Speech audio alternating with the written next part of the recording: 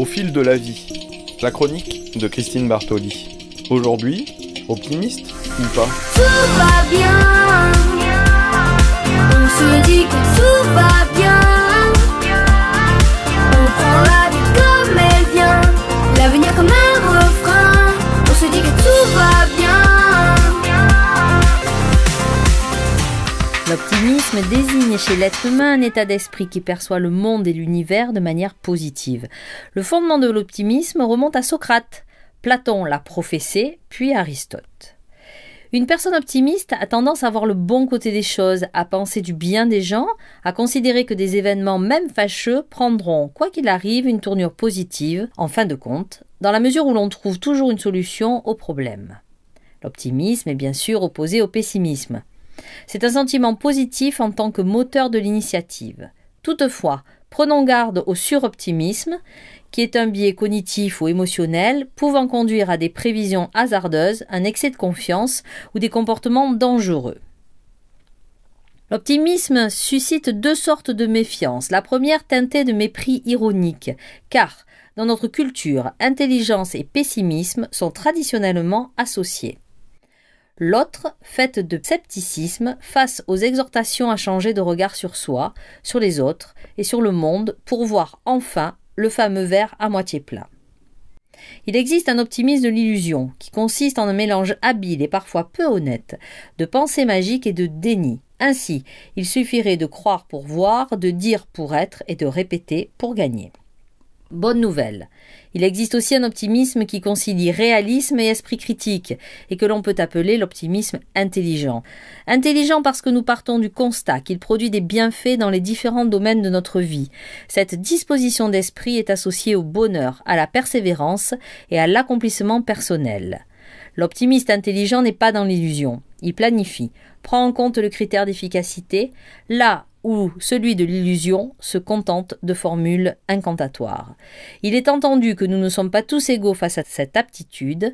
Notre histoire, nos expériences, mais aussi notre biologie font la différence. Peut-on se servir du pessimisme? Si l'optimisme a mauvaise presse, il en est de même pour le pessimisme, diabolisé par les militants de la pensée positive. Or, ce trait qui nous pousse à voir le verre à moitié vide n'est pas forcément ce Sherpa mal intentionné qui nous guide sournoisement sur les sentiers du découragement, de l'inaction et de la dépression. Bien utilisé, il pourrait même servir avantageusement nos projets et nos ambitions. D'abord parce qu'il est anticipateur. Il nous oblige à prendre en considération des freins, des difficultés, des obstacles, autant de facteurs d'échec possibles ou de problèmes que notre enthousiasme nous conduit parfois à minimiser ou à ignorer. En un mot, il nous remet dans la complexité du réel et nous amène à mieux penser nos décisions et nos choix. Il est le garde-fou qui nous empêche de tomber dans l'optimisme de l'illusion. C'est aussi un levier de créativité et donc de sublimation.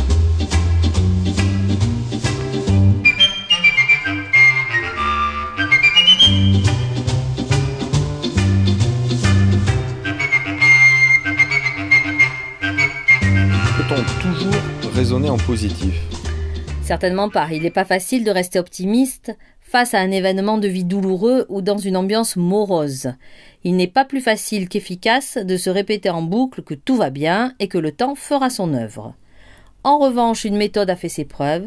Il s'agit d'emprunter aux optimistes deux particularités de leur raisonnement, la disposition optimiste à penser le futur et le mode explicatif positif des événements. La disposition optimiste à penser le futur peut se définir comme une confiance générale à obtenir des résultats ou comme la capacité à imaginer qu'il y aura des sentiments, des comportements et des expériences positives à vivre.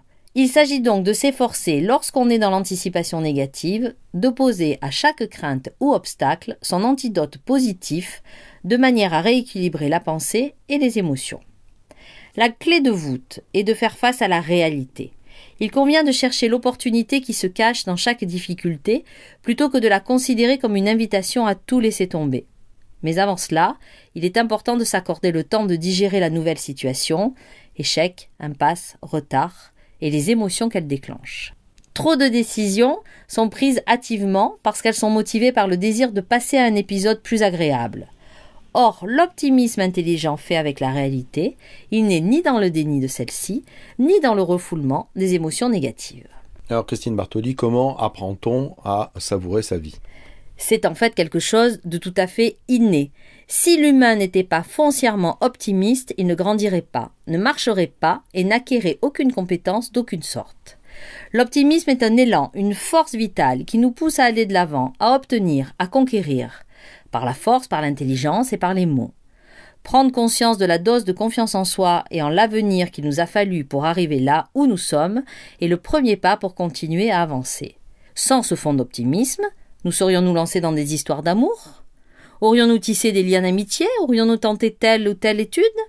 L'énergie vitale qui nous anime ne demande qu'à être activée, canalisée, puis utilisée. Certaines postures la renforcent et la nourrissent. Savourer la beauté du monde et des êtres juste autour de soi ouvre l'esprit et le cœur. Au contraire du pessimiste, dont le regard ne s'attarde que sur le mauvais, construire des cercles vertueux en s'appuyant sur nos petites réussites qui permettent de gagner en confiance et en ambition. Prendre le temps de penser, de questionner, de s'informer, d'imaginer et de rêver. Au lieu de sauter aux conclusions, de généraliser, d'user de préjugés et de certitudes. Deux postures diamétralement opposées. La première est signature de l'optimiste intelligent, tandis que la seconde porte celle du pessimiste résigné. Merci pour cette chronique optimiste, Christine Bartoli. On peut vous retrouver sur votre page Facebook. On pourra y réécouter cette émission, la podcaster. On pourra même y laisser des questions qu'on souhaiterait voir traitées.